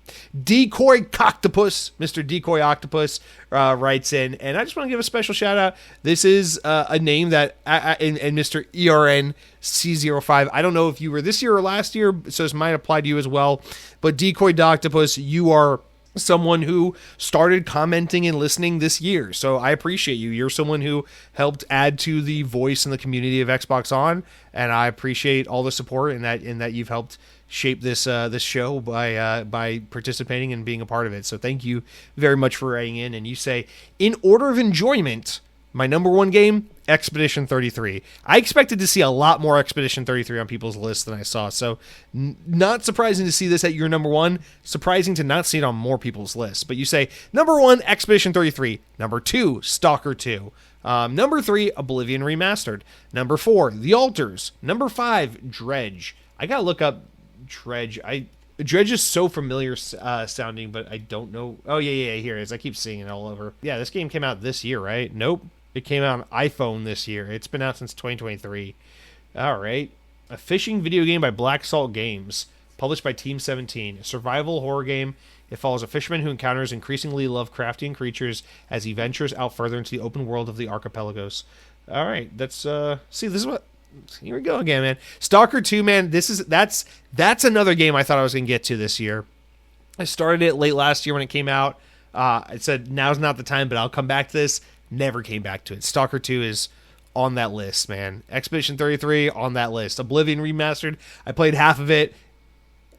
And now here it is. It's on that list of I gotta get back to this. So your top 3 games are games I either played and want to get back to but haven't, or games I intended to play but haven't played yet. And then you got the Alters and Dredge. So I think again it's cool. Totally different games, different representation. We are very different gamers, but I'm glad to see you had some fun playing a litany of games. So far, we have 3 very different people. I don't think there's a single game that overlaps between any of our 3 write-ins lists here. No, not at all. That's awesome. I love to see that. And none of these really overlap with my list at all. So just lots of different opinions and experiences. And then Cargo Runner UK writes in and says, oh, by the way, Decoy Octopus, have a wonderful 2026. Thank you for everything this year. Cargo Runner UK writes in and says, I played a lot of Xbox this year. I played 60 games and added 51,000 to my gamer score. That's amazing. Avowed was my most played game, and it took me forever to get 1,000 gamer score. Claire Obscure Expedition 33 is easily the best game I played in 2025. It was made with loads of passion, and I love the fact that it doesn't dumb everything down to try and get a broader appeal. But the parry gameplay is not my kind of gameplay. So my favorite game this year, rated just on fun. Yeah, so my favorite games this year are rated just on fun. So you say top 5, and then there's no numbering system ranking them 1 to 5, so I'll just assume this is 4 to 1 or 5 to 1. You got Oblivion Remastered. So I think that's the second time we've seen that on this list. Yeah. Decoy Octopus wrote that in. So Oblivion Remastered makes an appearance. Obviously a very big one. That one was a huge deal when it came out. Phantom Liberty DLC for Cyberpunk 2077. I just bought this on sale, so I'm going to try to get to Cyberpunk soon. So interesting to see you got that on there as well. That was a 2024 release. So Cyberpunk. Then you got RoboCop Rogue City. I wonder if Cyberpunk influenced your desire to play RoboCop or vice versa, because there's a little bit of RoboCop crossover here. Then you got Clear Obscure Expedition 33, so there it is, starting to make its way onto people's lists. And you have Star Wars Jedi Survivor. So I don't know if I'm ever going to get to that game. I want to play it just because I played the first one, but I kind of have no interest in playing it. But let me know how it is. Is that one much better than the first one, or is it just like if you like the first one, you'll like the second one kind of thing? Because I'm curious about that. And then I like that. So that was your top 5. You put as great games, my top 5. And then you have a second list that says good games. And then you have Life is Strange, Far Cry 3, Avowed, Atomfall, Forspoken, Terminator Resistance, Maneater, and Super Lucky's Tale. I love this list. Actually, these are mostly games I played, which is pretty cool, so I can actually relate to that one. But yeah, Life is Strange. I assume you're talking about the first one. Life is Strange 1 is so good. I love that game. It's such a goofy game, the way it's written and everything, but it's such a good game. It was maybe a little bit of a time and place thing for me, but I really, really adore that game. And then, of course, Far Cry 3, it's regarded to most people as the best Far Cry. It is a very good game. I do love Far Cry 3. And then you got Avowed, which we talked about already this year. Atomfall, that's a game I played for 25 minutes. Said, I'll get back to this. Never did. Forspoken, I know that game gets shit on a lot, but I bet it's really fun because everything that's half decent gets shit on for not being fucking Baldur's Gate 3 at this point. Terminator Resistance, I heard that game was really good. Really haven't even seen a trailer for it, so don't even know what it looks like. I think it looks like an SNES game, right? And then Maneater, that was the shark-eating Ubisoft game from a few years back that people liked a lot. And Super Lucky's Tale, I played that game back in the day when it first came to Xbox. That game is a really cute little 3D platformer. It's nothing crazy to write home about, but it is a very fun, cute little game. I really did like that. So this is an awesome list here, man. Again, glad to see. Nice little varied selection of games. I really appreciate that you wrote in with some like description explaining some of these games, and then you have a list of your top 5, but then you have some honorable mentions as well. I think that's really cool to have all that there. So thank you so much for putting the effort in the time, Cargo Runner. I appreciate so much your support. I'm pretty sure you were here last year. You started listening to the show in 2023 or 4, I want to say. But anyway, thank you so much for all your participation, all your comments, and all your engagement this year. Thank you for being a part of this show. I really do appreciate you, man. Listen all the way from the UK. I don't even know what fucking time or what day this show goes live for you over there in the UK. But I do appreciate you. I'm glad there's not too much of a language barrier since I speak English and you speak whatever the hell it is you guys speak in the UK. So I really do appreciate you so much. I hope you have a wonderful year and that 2026 is an amazing one for you and your family. All right, Cronky writes in with the next one, and he says, top 5 games I played this year. Okay, honorable mentions, Doom the Dark Ages and Outer Worlds 2. I just didn't get to these because life happened pretty hard. I imagine they both would have been on there, though. Yeah, Cronky had a baby this year, so he had a pretty good reason to not be that on top of his gaming library this year, but you did put, so knowing that Doom the Dark Ages and Outer Worlds 2 weren't played by you, these are the 5 games you rank, and from 5 to 1 you go South of Midnight, so I'm glad I made it on someone's list, because I felt really bad putting it as an honorable mention. Tempest Rising, this game I really need to fucking get to. I looked it up on Steam the other day, and I was like, is this on sale or something? Can I just justify buying this now? Because I really need to get to this game. I know I'm going to love Tempest Rising. Psychonauts 2, I didn't know you hadn't played that yet. I assume that was your first time playing it. Chronos The New Dawn. I know you keep ragging on me for giving up on that game. And then number 1, you put Avowed. So I think is this the second time Avowed's been on someone's list? I want to say. No, this is the first time Avowed has been on someone's list so far. Okay. So Avowed makes its first appearance. It was an honorable mention for Cargo Runner. For Cronky, it is number 1. That's pretty high praise. I really am curious if you did get to play Outer World 2, if it would have toppled Avowed as your number 1 in place of Avowed. But yeah, Chronos, I know you were super high on that game. And South of Midnight as well. Very jealous that you played Tempest Rising. I got to get to that game. And Psychonauts 2, really, really excellent game. I'm very excited for the future of Double Fine to see what their next big project is going to be. But really solid list. Thank you for writing in, Cronky. And of course, congrats to you on a wonderful 2025. You're a daddy now. You got a baby. Your baby has horrible taste in video games. Let's just be honest. The kid hasn't played a single Xbox game in his whole life. I'm just super ashamed of him from that perspective. But I'm happy for you guys, and I hope 2026 is the best year yet. So I got to meet little Cronky Jr. last week when I was back home visiting family. So that was really cool. Again, he's a little bit of a disappointment. Doesn't play Xbox.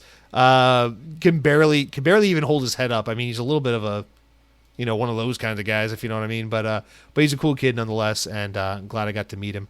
All right, let's see. And then Dead Captain James writes in, of course. Oh, of course. I don't mean to say, of course, like I'm entitled to your participation and engagement, Mr. Dead Captain James. I want to be clear about this. I do consider you the OG Xbox On listener, and I do have a very special, privileged and favored spot in my heart for you over all the other listeners. Not that you need to hear that from me, but I'm just telling you honestly, I do feel that way.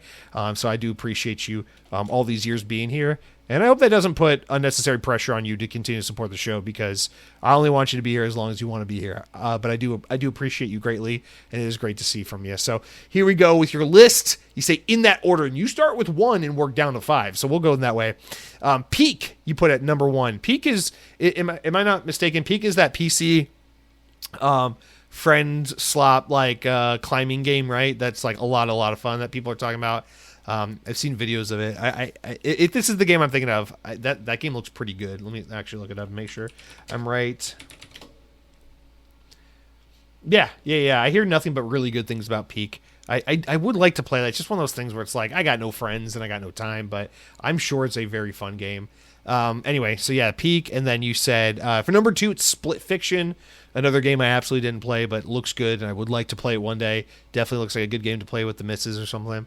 Monster Hunter Wild at number 3. Okay, so this is the first time Monster Hunter Wild makes lists. This is easily one of the biggest games of 2025. Obviously, it doesn't come up on the show a lot because it's not a Jesse game so much to say, but it is a huge, very notable game. So that's a big one worth pointing out. Number 4, you put Wuthering Waves, which I don't know if I remember that game.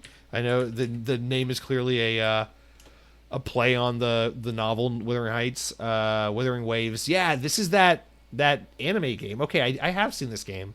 Is this from like last year or something? Yeah. What this dude? I love it, dude. Dead Captain James coming in here with something I'd never expect to see. I don't know this man. See, clearly I don't know this man. This is a curveball. Wuthering Waves. Who makes this game? Is this a Timmy or Tencent game? Kuro Games. Free to play open world action role playing game. Dude, this reminds me of how I used to play Phantasy Star Online 2 and then couldn't keep up and then got filtered out because of time. Cool, man. This is a great list. And then, of course, number 5. Thank you.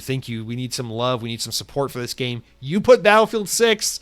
So Battlefield 6 is now in the running alongside Expedition 33 and Oblivion Remastered. So those are the 3 games we're seeing repeat on people's lists. Thank you, Mr. Dead Captain James, for writing in. And, of course, I hope you have a wonderful 2026. Hope you had a great 2025. And to you and your family, wish you all the best, man.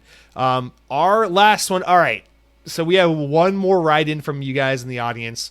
It is Mr. Arctic Chief. You got lucky here, man. You literally wrote in like as I was recording. I saw this pop up as I was recording. So barely made it. I'm super glad you did, though, because Mr. Arctic Chief, love having you here, and I appreciate you taking the time to write in. So let's get into your comment. You got a lot to say here, which I'm excited to read. So you say, hello. I wanted to start by saying thoughts and prayers to Vince Zampella's family. So, of course, very nice. Hello, Jesse and everyone else. I hope everyone has had a great year, both in life and gaming. As always, I have been here every week, lurking in the shadows, but this time I wanted to add the games that I played this year. So, number 1, Destiny 2 / Renegades Star Wars DLC. So, I thought that was all cosmetic DLC, but it turns out there's actual story, like mission gameplay, like content there. So, I'm feeling tempted to go back and play this myself because I didn't realize there was like actual story content to this. I really thought it was just Star Wars cosmetics, so I'm very intrigued by this. Good to see someone acknowledge it there. Number 2, Pokemon Legends ZA. This is a funny one because I actually almost bought this recently because I got that $200 Nintendo gift card from Costco on sale, and I bought a bunch of those vouchers, those Nintendo vouchers, and this game was eligible for the voucher program. I was like, dude, I haven't played a Pokemon game in like over 10 years. Do I dare? Well, about 10 years ago. When did Sun and Moon came out? That was 2016? That was the last one I played. So about 9 years ago was the last Pokemon I played. I was like, do I dare? Because I kind of wanted to play Legends Arceus. It looked a little intriguing to me. It looked like a good way to play Pokemon if you're a lapsed Pokemon player. But apparently this one isn't nearly as good, but I don't know. You know how it is. People always shit on Pokemon for like how it looks and runs, but then it sells a 1 trillion copies and all the Pokemon fans like it anyway. So I never really know how to read that stuff. I'm sorry. But, yeah, I'd like to know more about that game. I've watched reviews and videos, and it's like every time I do, I'm like, I don't know. When I play this, I don't know. I think I'm over Pokemon. I don't know, maybe because when I was a little kid, I loved Pokemon so much. So it's just, I don't know. I think there's something about living in Orlando, Florida that makes me averse to Pokemon because there are way too many neckbeard 35-year-old men that look like me. That like you go into a Target and they're like little fiends scouring the trading card walls for Pokemon cards. I'm like, I can't be doing this, man. I feel like if I buy a Pokemon card, I have to register myself as a sex offender. So it's like I don't know what to do with that information, but I have very fond memories growing up with Pokemon games. So I do wonder about the Legends series in particular. Number 3, you put Fortnite. Of course, I mean statistically, it's what like at least 10% of all video game time is being spent doing. So it is bound to end up on someone's list for something. So I also acknowledged Fortnite this year. So there you go. Glad you're having fun there. And then number 4, you said The Legend of Zelda Ocarina of Time. Nice. Was that your first time playing that, or that's an interesting one? And then number 5, you put Monster Hunter Wilds. So now Monster Hunter Wilds has a couple of votes. It's on the board for let's see, Monster Hunter. Let me put this on here. Wilds. All right, that is another game that is in the running for the Community Game of the Year. All right, so Arctic Chief, let's see, you said, okay, you wrote a little blurb. You said, aside from those top 5 games, my honorable mentions are some nostalgic games. Unlocking all the characters in a few playthrough of Smash 64 and Melee, completing my Pokedex and Pokemon Yellow on Game Boy so I could use the Game Boy printer to print the diploma. I was inspired by a YouTuber who had done the same thing. Pin in that. You older gamers remember having things without a backlight. Ha ha ha. My number 4 pick is Legend of Zelda Online. We played co-op through the whole game and it was a blast. Okay, I got to address these because I'm a couple things. Smash Bros, cool, whatever. All right. First of all, the Game Boy printer, yes, the infamous accessory. I guess that one wasn't really infamous because it actually kind of works. I did not know that you could use the Game Boy printer to print a diploma after you fill out your entire Pokemon decks in Pokemon Yellow. That is actually so fucking cool. I love stuff like that. So that's actually really, really fucking cool. Where the fuck did you get a Game Boy printer? And how the fuck do you buy paper for that? Like, did it use its own, like, proprietary size, like, paper? Or is there, like, some other brand that makes them online that you can buy? Like, I'm very curious about that. I've never used a Game Boy printer, but I'm very familiar with what it is. So I'm very curious to know more about that. But that is an absolutely awesome thing to do. And then, yes, I absolutely remember, as I'm sure many people listening do, playing Game Boys back in the day and not having a backlight in the Game Boy Advance SP era, where you had to get the little accessory that plugs into the charging port, and it's got the little light that hangs over your Game Boy with the little light on it. I remember me and my siblings fighting over that because we had one of them, and like everyone had their own Game Boy, and we would fight over who had it, because everyone would want to play it like on car rides at night or like at home in whatever different settings where we'd all be like, well, fuck, I really wish this thing was backlit. I remember getting my Game Boy Advance SP in like 2003 and being like, this is like space age technology. The fact that I can press this button and then my Game Boy Advance is backlit. I remember like not being able to comprehend how advanced that technology was, that the backlight was built into the Game Boy Advance.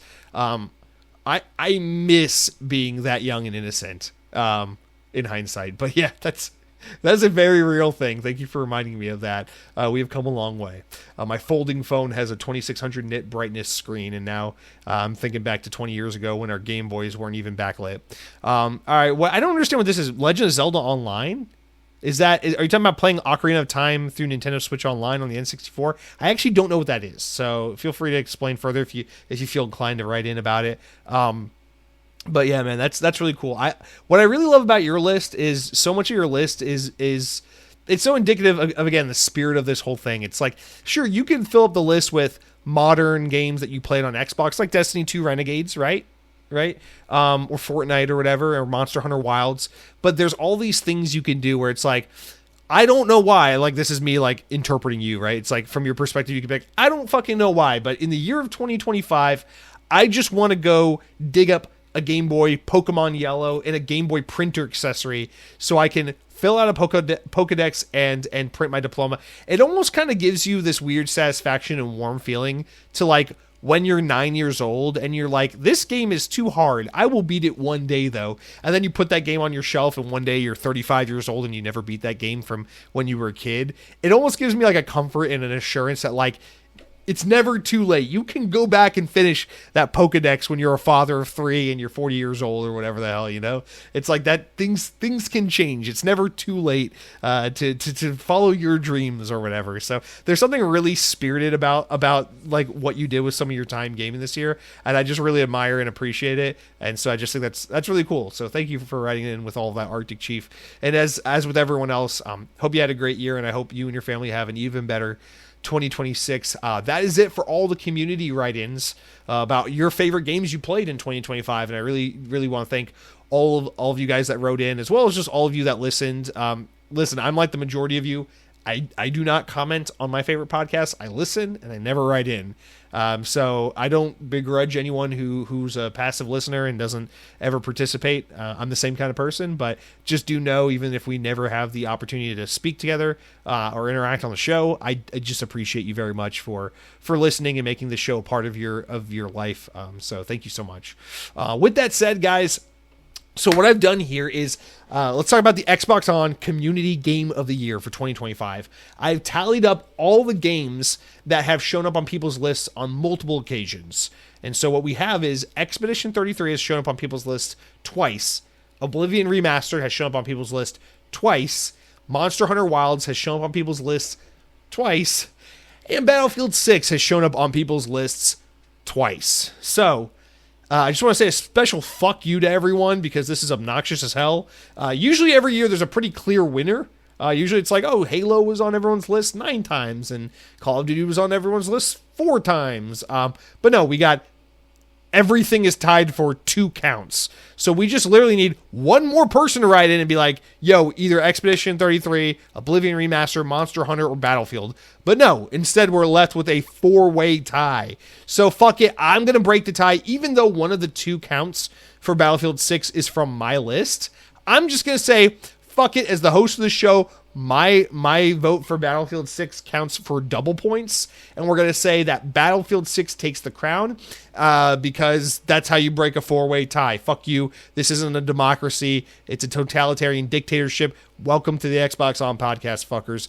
But yeah, so Battlefield 6 wins as the Xbox On Community Game of the Year, a game that I played on PC all year, not even on an Xbox, but fuck it, I guess everything's an Xbox. So who gives a shit? Fuck it, we're making our rules as we go along. Thank you all so much for participating. But anyway, all right, and then another thing I like to do every year is just kind of round out with a couple miscellaneous favorites, just other things that aren't video games that are just highlights of the year, just to spread some positivity and pay attention to just some other cool things as a way to celebrate a year in review, right? So usually I'll be like, oh, my favorite record, my favorite movie, my favorite book. I just wrote a bunch of bullet points, and here's how we'll go through them. So I don't know if I'll say anything about any of these or if I'll just list them. Let's just see what strikes.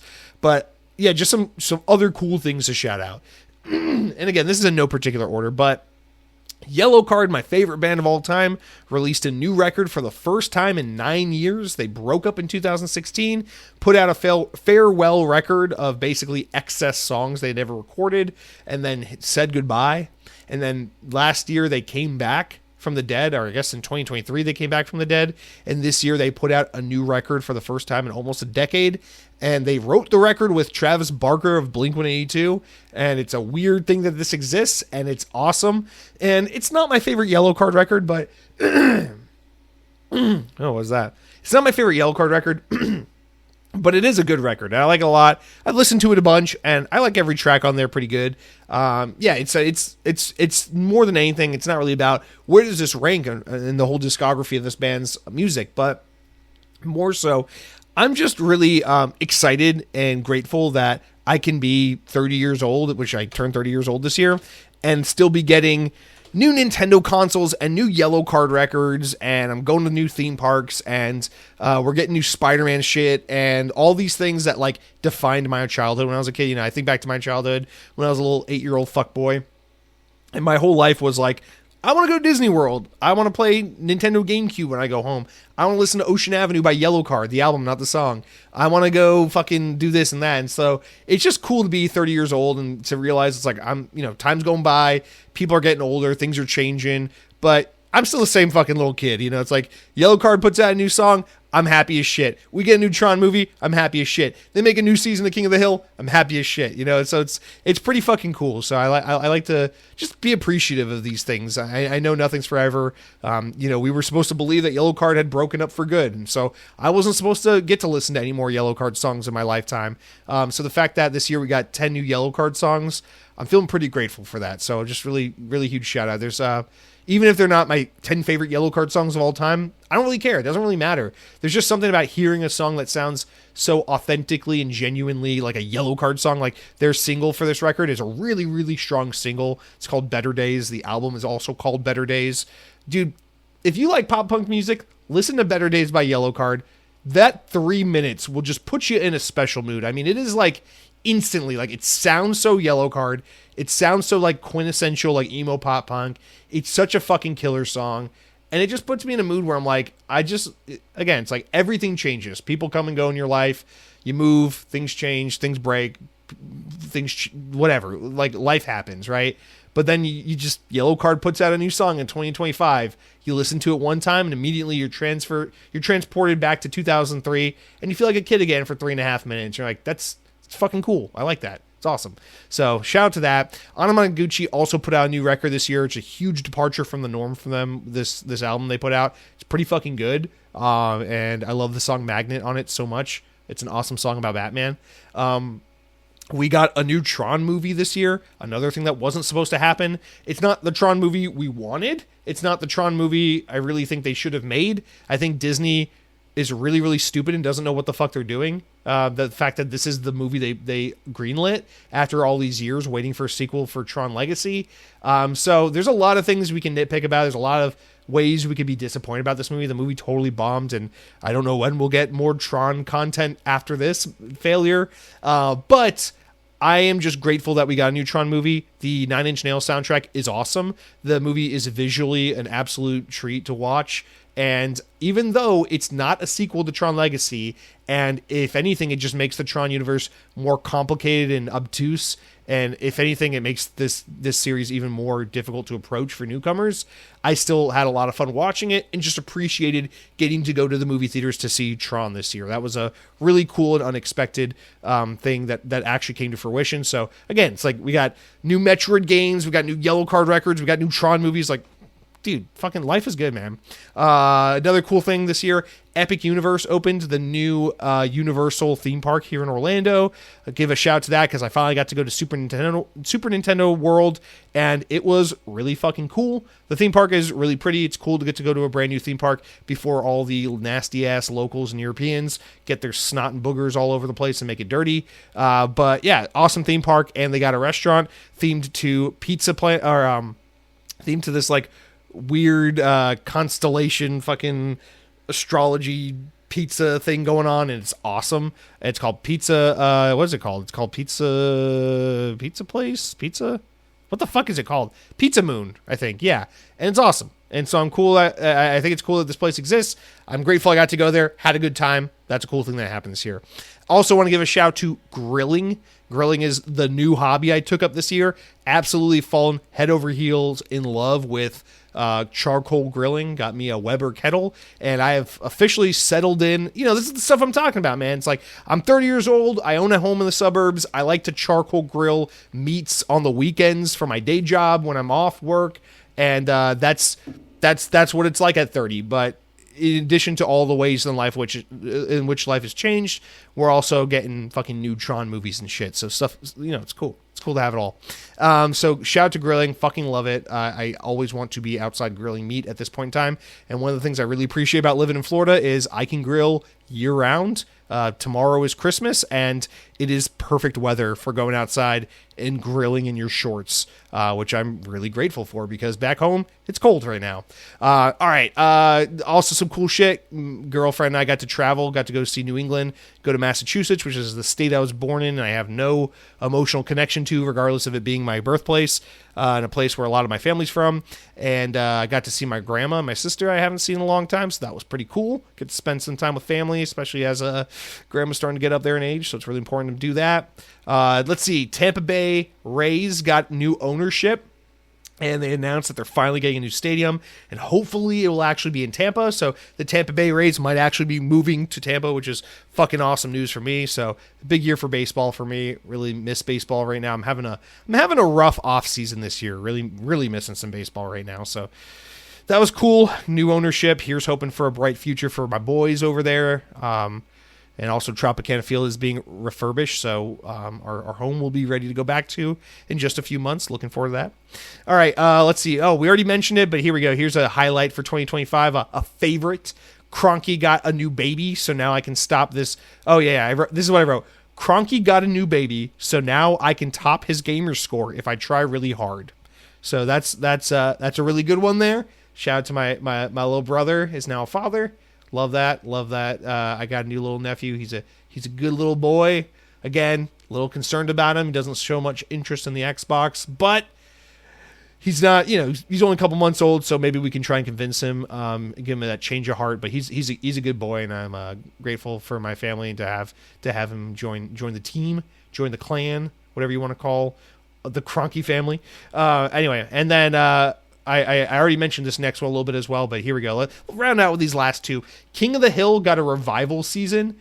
My bitter heart had no reason to think this would be good. I was very pessimistic about this, expected to be shit. It was actually pretty good. So crazy to think like one of my all-time favorite TV shows that ended in 2008 made a comeback, and they actually did a pretty decent job. So that was a really cool thing to see this year, that new season of King of the Hill on Hulu.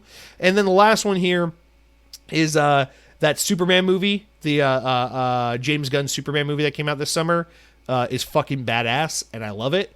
And I love that song Punk Rocker with Iggy Pop on it by Teddy Bears that's in the movie. And yeah, I love that Superman movie a lot. And it's been a really fun year reading some comic books and watching some superhero movies. My favorite Marvel movie this year was the New Avengers or Thunderbolts.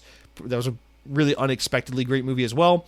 And I just love superhero shit. I'm excited for more of it in 2026. So that's just some stuff that made 2025 a great year. Just want to spread some positivity. All right, but that is going to do it for not just this episode, but for all of Xbox On in 2025. You guys, we'll be back next week with a look ahead at what we can expect from Xbox in 2026. And then the week after that, we'll be back and just go back to a regular run of show with news and comments and all the rest. But again, just one more time, I really want to thank all of you guys so much for the support.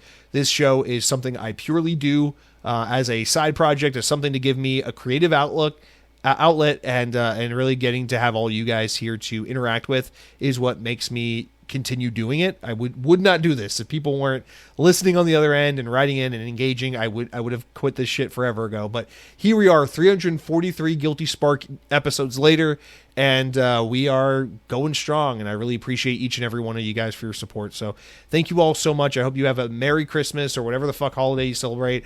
I hope you have a wonderful New Year, and I hope you and your family have a safe, prosperous, and healthy 2026. Thank you all so much from Xbox On. Happy New Year and power your dreams.